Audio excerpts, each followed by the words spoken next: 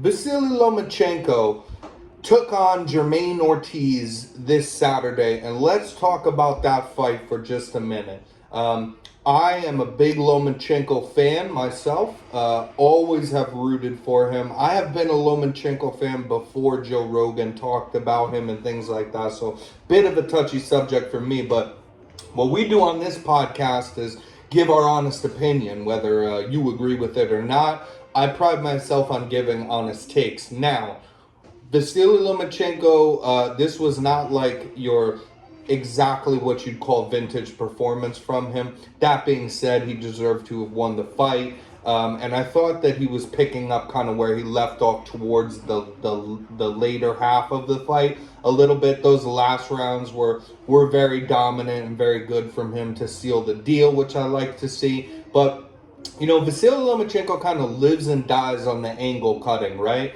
So when you're not doing that, you look a little more, I don't even want to say average, but just like a human being, right? Because the angles of Loma were kind of the things that completely set him apart from any other boxer. Because it's not to say that just being defensively sound and some head movement and landing all the punches that you choose to throw, which are all things Lomachenko does, he's not the only one who does that. Devin Haney does that, Shakur Stevenson does that, so on and so on. There's more fighters. So it was really the angle cutting, and we didn't see a lot of that, but he's had a year-long layoff outside of the ring, obviously been in Ukraine. We won't dig into that a lot, but everybody knows that. So that plays a factor here. But I still thought, that being said, so I wanted to say that. I don't think that it was as much Vasily Lomachenko looking bad that made this fight highly competitive, as much as it was credit much due to Jermaine Ortiz, who showed up to fight and really tried to win that night. He didn't just come there for a check, knowing that Loma was a minus 3,000 favorite. One of the greatest fighters of our current generation. Jermaine Ortiz, former sparring partner of Lomachenko, didn't just show up to get his check. He really wanted to win that night, and that showed through in this fight. I thought that this fight was just great, though it scared me because it was close. At the end, I definitely felt like Lomachenko deserved to win, but my scorecard, even upon rewatch, was 7-5. And it came right down to the wire, which means, in coming into the last round, in the 12th round, if Jermaine Ortiz would have stole that round, I would have had it a draw. And then you can't even, at that point, you couldn't have been mad at maybe, Ortiz getting his hand raised there. So basically, I had Jermaine Ortiz come out strong. He won round 1. He won round 2. I did give round 3 to Lomachenko, even though Jermaine Ortiz did very well in that round as well, until Loma kind of cracked him. Now, let's talk about that as well, because we want to give the honest takes here. What that is that looked like it wobbled him was very good, clean punching. And so that's why I kind of edged that round to Lomachenko. But when they're saying, oh, he got rocked, that's not exactly what's happening there. What's happening is that Jermaine Ortiz is trying to kind of back out of the position sideways. And when he gets cracked once and decides to get out of there, and he's going sideways. And when he gets his feet put together, he gets hit that second time. And, it doesn't take much to knock you off balance. So that is what happened in that third round. Not as much that, oh my God, it's such a hard shot, but they are clean shots. They are effective shots. That is something that Vasily Lomachenko has always done. He might not throw, even 40 punches in a round sometimes, but out of, let's say if he throws 30 punches, about 70% of them are getting through, which is very high for professional boxing, because he doesn't just let his hands go for the sake of it or throw into your gloves. He lets his hands go to land clean, effective shots, counter punch you, so on and so forth.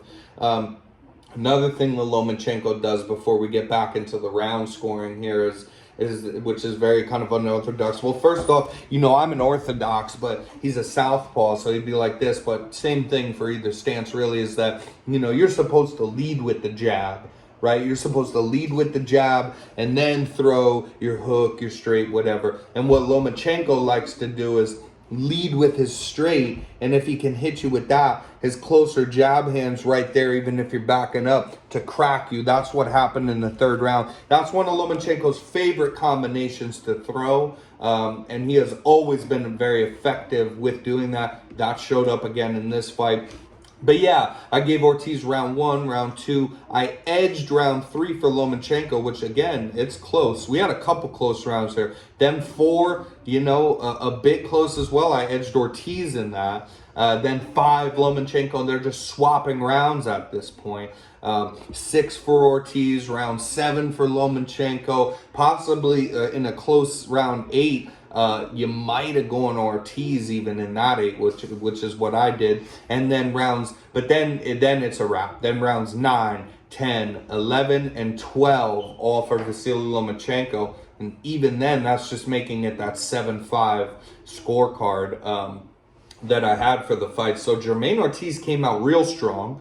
And then what happened is he did get tired, and he got tired a little bit early here. Round 4 even, that I gave to Ortiz. He started to look, tiresome. And then round 5 was a little brutal for him. He's starting to breathe hard. And it's almost there, but not even at the halfway mark of the fight yet. The way that Ortiz gathered himself and caught a little bit he got tired again in the final rounds, but he got a second win there, to make round 8 very, very competitive, to come back really and win round 6 probably, and then make round 8 highly competitive, which he might have won as well. Was just hats off to that kid. Also, I checked out his interviews before this fight, and for a young kid, right, who's young, usually that comes with ignorance, cockiness, and then especially being 19-0 undefeated at the time. Usually this comes with just, and you're not well known yet, and you want to make a name for yourself. That's the business model in boxing. Talk some shit.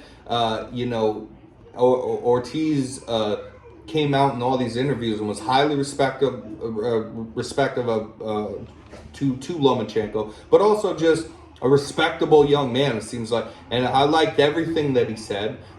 Just came with some confidence. I'm coming to win, and I'm letting you know that. And he really did. He really did come to fight. He earned a fan in myself, and I'm sure many other people. I can't wait to see him fight next time. And also then, let's just touch on this before we go. Vasily Lomachenko starting slow a bit. He has always done this.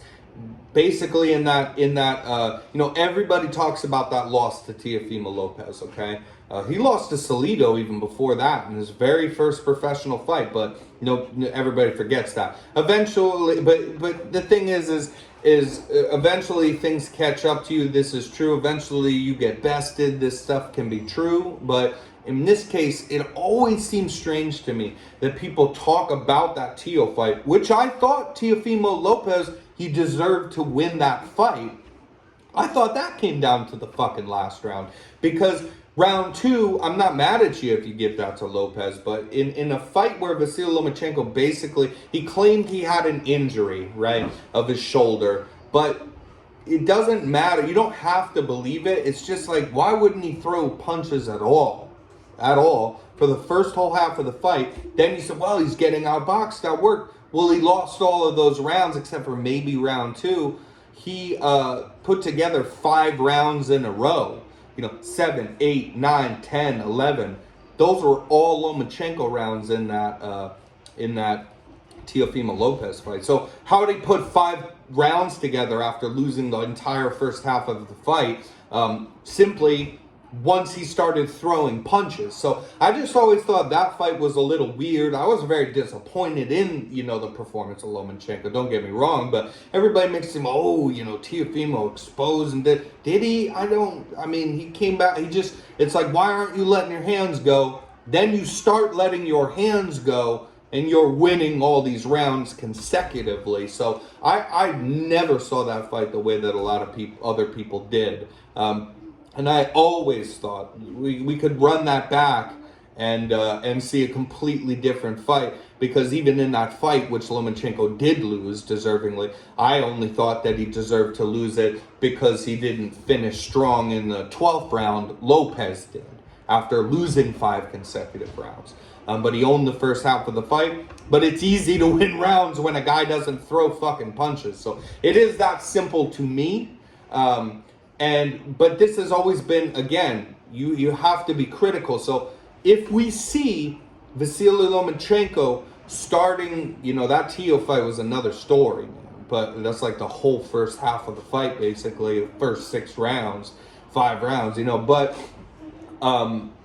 if we see Lomachenko start like this, even against as he did with Ortiz, it's normal for him to punt the first round and maybe the second, and that should never worry you.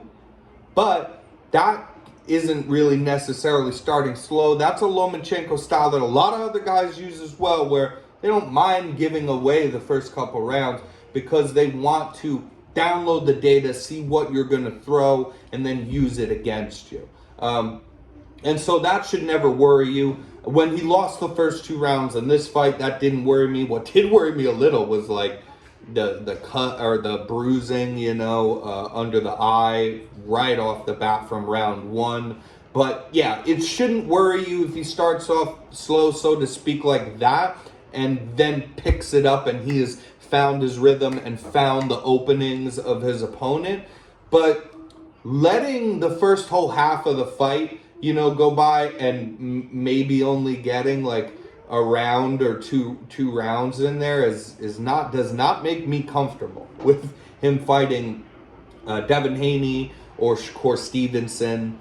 I think that Lomachenko will have to win bare minimum 2 rounds out of the first 6 in fighting either of those opponents to make you feel all right about the second half of the fight. You don't want to, against such great competition as Haney or Shakur Stevenson. By the way, out of the 2, I think Shakur Stevenson is the better fighter out of Devin Haney and him, and has more of a chance to beat Vasily Lomachenko.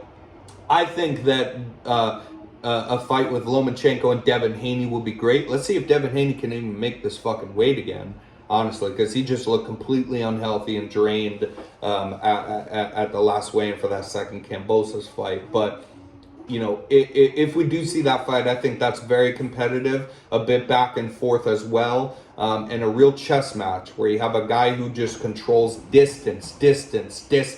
That is the name of the game for Devin Haney. I am convinced of it. Of course, there is many other aspects going on, but that is his number 1 key to victory, is distance management. He doesn't do a lot of angles and head movement stuff and fancy looking stuff like Lomachenko does, or fancy counters of leaning his head off to the side. He doesn't do that stuff. People complain about Devin Haney saying his fights are boring because, for one, he almost owns people in every single round. It's hard to take a round off the guy. And for 2, because you don't see with your eyeballs, unless you know what you're looking at, anything super fancy. He's just managing distance exactly the way that he wants to throughout an entire fight. So I think that Loma has a shot at all those belts. And then the real, crazy one to see of our generation would actually be Lomachenko versus Shakur Stevenson. That's what I believe. But yeah, he has to start off strong if he's fighting either of those guys or these very, very, very top of the division guys.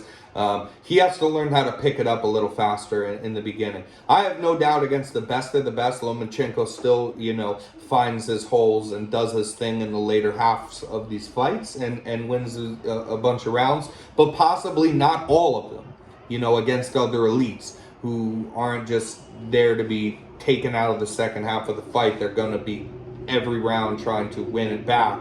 I think you need to bag some early rounds here. So that is a change I'd like to see from Vasily Lomachenko. But after a year off, didn't look too bad. I can't wait for a fight with him and Devin Haney if Devin Haney makes weight and doesn't move up in weight and drop the belts. If he does move up in weight and drop the belts, it's very possible we see Shakur jump right into a fight with Lomachenko for all those belts. This is also to do with the fact, obviously, of promotional differences. So all of these three guys that we're mentioning are under ESPN Top Rank. So that is why I have not brought up, Gervonta Tank Davis or Ryan Garcia or these other people that are in other promotions that actually don't have the control right now, because all of the belts are held by Devin Haney, who is under ESPN Top Rank now. In his last two fights with Kambosos after he left his zone. So, yeah, that's pretty much what we saw this weekend. Scored the fight 7-5.